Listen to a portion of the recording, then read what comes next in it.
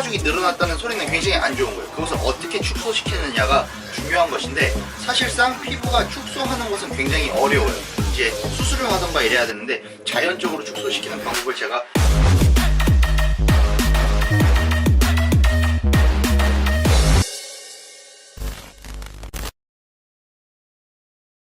안녕하세요, 케이팅입니다. 이번 영상에서 여러분들에게 살을 뺀 다음에 잉여로 남은 피부 가죽, 이 덜렁거리는 피부 가죽을 어떻게 해야지 축소할 수 있는지에 대해서 말씀을 드리도록 하겠습니다. 이것은 사실 굉장히 어느 정도 비만이거나 적당히 살이 찌으신 분들은 살을 뺐을 때 이런 문제가 없을 가능성이 높아요. 근데 제 구독자분들 중에 굉장한 파워 분들한테 도움이 될 수 있는 영상이기 때문에 끝까지 봐주시면 좋겠습니다. 피부 가죽이 늘어났다는 소리는 굉장히 안 좋은 거예요. 그것을 어떻게 축소시키느냐가 중요한 것인데, 사실상 피부가 축소하는 것은 굉장히 어려워요.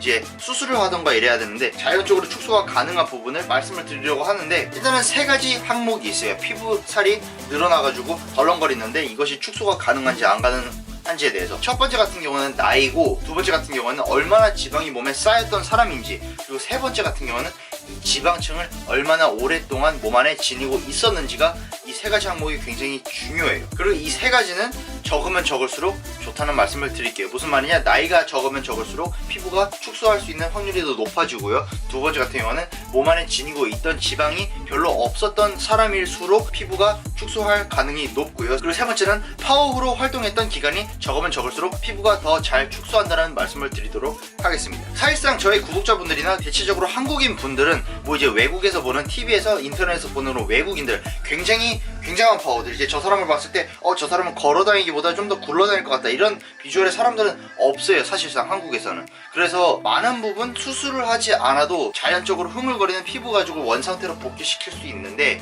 가장 좋은 방법 같은 경우에는 살을 빼는 기간을 너무 빨리 잡지 말라는 소리예요. 무슨 말이냐면, 원래 굉장히 뚱뚱했던 사람이 단기간에 살을 빼버리면은 몸 안에 있는 지방이랑 근육은 이제 탄탄해지고 줄어들고 축소해서 살이 빠질 수 있겠지만, 그 피부는 그 속도를 따라가지 못합니다. 피부가 축소하는 시간은 굉장히 오래 걸리고, 자연적으로 하기 위해서는.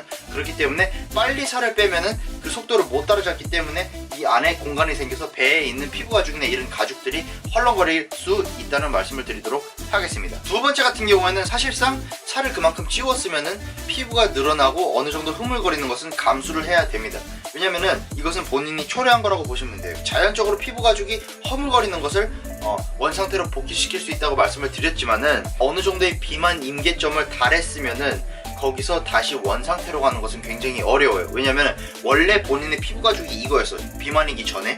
근데 굉장한 비만이 됐어요. 그럼 이 임계점을 찍었으면은 이것이 본인의 새로운 몸이라고 본인의 몸이 인지를 하기 때문에 다시 원래 상태로 돌아가기는 굉장히 어렵습니다. 수술이나 외과적인 부분을 제외하고 말이죠. 그래서 사실 이 두 가지 방법이 굉장히 현실적인 팁이고, 결론이 무엇이냐면은 굉장한 파워가 되고 살을 빼도 돌이킬 수 없는 그런 피부 가죽이 오기 전에 여러분들은 저의 채널을 구독하시고 좋아요 눌러주시고 구독 눌러주시면 감사하겠습니다.